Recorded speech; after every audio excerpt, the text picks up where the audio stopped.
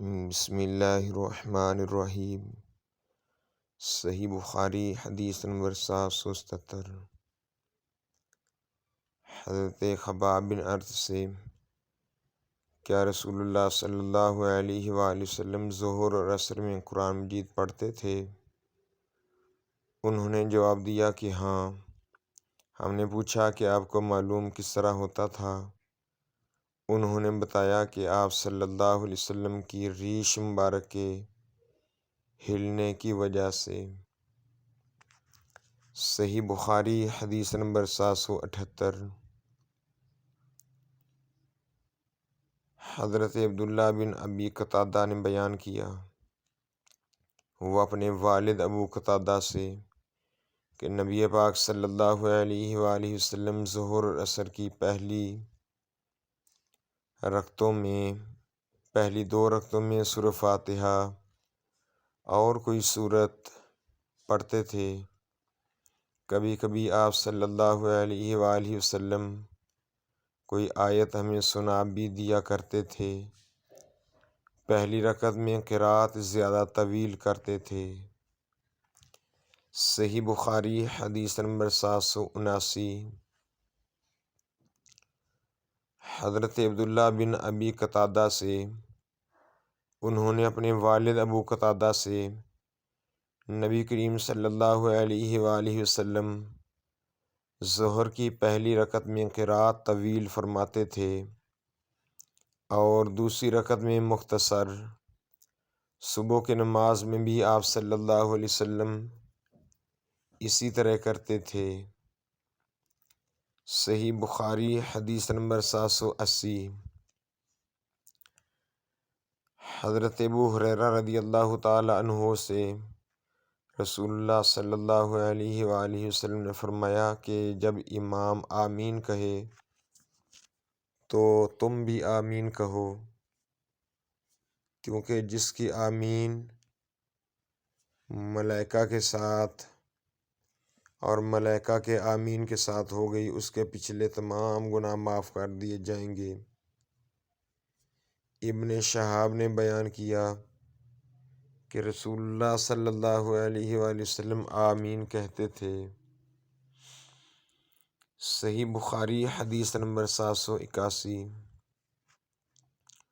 حضرت ابو ہریرہ رضی اللہ تعالی عنہ سے رسول اللہ صلی اللہ علیہ وآلہ وسلم نے ارشاد فرمایا کہ جب کوئی تم میں سے آمین کہے اور فرشتوں نے بھی اسی وقت آمین آسمان پر کہی، اس طرح ایک کی آمین دوسرے کے آمین کے ساتھ مل گئی تو اس کے پچھلے تمام گناہ معاف ہو جاتے ہیں۔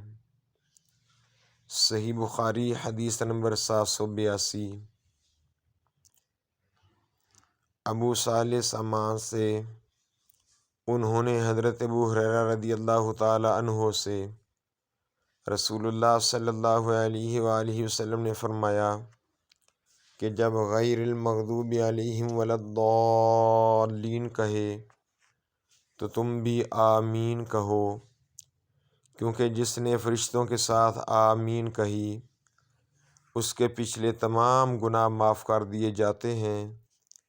سمیع کے ساتھ اس حدیث کو محمد بن عمر نے ابو السلمہ سے، انہوں نے ابو ہریرہ سے، انہوں نے نبی پاک صلی اللہ علیہ وآلہ وسلم سے روایت کیا۔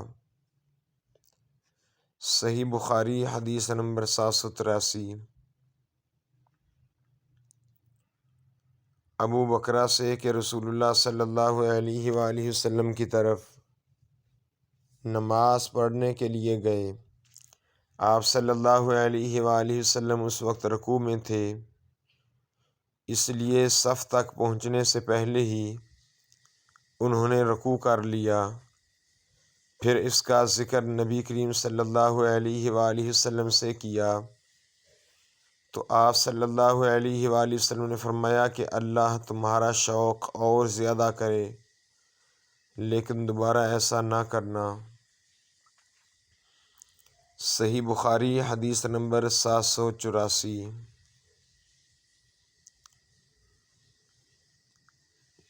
عمران بن حسین سے انہوں نے علی رضی اللہ تعالیٰ عنہ کے ساتھ بصرہ میں ایک مرتبہ نماز پڑھی، پھر کہا کہ ہمیں انہوں نے وہ نماز یاد دلا دی جو کہ ہم نبی پاک صلی اللہ علیہ وآلہ وسلم کے ساتھ پڑھا کرتے تھے۔ پھر کہا کہ علی رضی اللہ تعالیٰ عنہ جب سر اٹھاتے اور جب سر جھکاتے اس وقت تکبیر کہتے۔ صحیح بخاری حدیث نمبر 785۔ ابو سلمہ بن عبد الرحمن سے انہوں نے حضرت ابو ہریرہ رضی اللہ تعالیٰ عنہ سے کہ آپ لوگوں کو نماز پڑھاتے تھے تو جب بھی وہ جھکتے اور جب بھی وہ اٹھتے تکبیر ضرور کہتے، پھر جب فارغ ہوتے تو فرماتے کہ میں نماز پڑھنے میں تم سب لوگوں سے زیادہ رسول اللہ صلی اللہ علیہ وسلم کی نماز سے مشابہت رکھنے والا ہوں۔ صحیح بخاری حدیث نمبر 786۔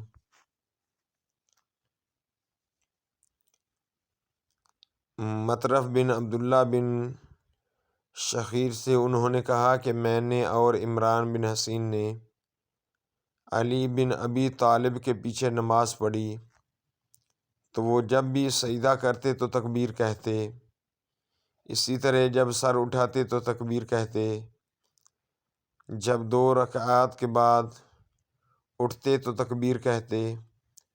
جب نماز ختم ہوئی تو عمران بن حسین نے میرا ہاتھ پکڑ کر کہا کہ علی رضی اللہ تعالیٰ عنہ نے آج محمد صلی اللہ علیہ وسلم کی نماز یاد دلائی، یا یہ کہا کہ شخص نے ہم کو نبی پاک صلی اللہ علیہ وآلہ وسلم کی نماز کی طرح آج نماز پڑھائی۔ صحیح بخاری حدیث نمبر 787۔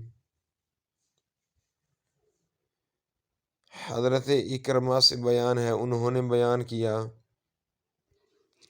کہ میں نے ایک شخص کو مقام ابراہیم میں نماز پڑھتے ہوئے دیکھا کہ ہر جھکنے اور اٹھنے پر وہ تکبیر کہتا تھا، اسی طرح کھڑے ہوتے وقت اور بیٹھتے وقت بھی۔ میں نے ابن عباس کو اس کی اطلاع دی، آپ نے فرمایا تیری ماں مرے، کیا یہ رسول اللہ صلی اللہ علیہ وسلم کی سی نماز نہیں ہے؟ صحیح بخاری حدیث نمبر 788۔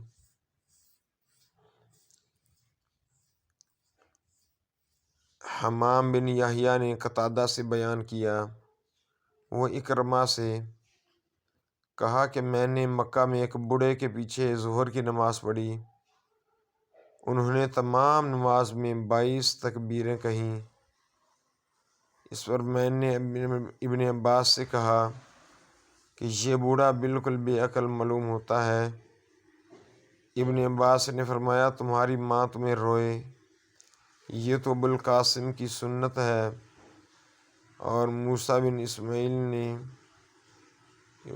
یوں بھی زندہ بیان کیا کہ ہم سے ابان نے بیان کیا، کہا کہ ہم سے قتادہ نے، انہوں نے کہا کہ ہم سے اکرمہ نے یہ حدیث بیان کی۔ صحیح بخاری حدیث نمبر 799۔ ابو بکر بن عبد الرحمن بن حارث نے خبر دی کہ انہوں نے ابو ہریرہ رضی اللہ تعالیٰ عنہ سے سنا، انہوں نے بتلایا کہ نبی پاک صلی اللہ علیہ وآلہ وسلم جب نماز کے لیے کھڑے ہوتے تو تکبیر کہتے، پھر جب رکوع کرتے تب بھی تکبیر کہتے، پھر جب سر اٹھاتے تو سمیع اللہ لمن حمیدہ کہتے، اور کھڑے ہی کھڑے ربنا لک الحمد کہتے، پھر جب دوسرے سجدے کے لیے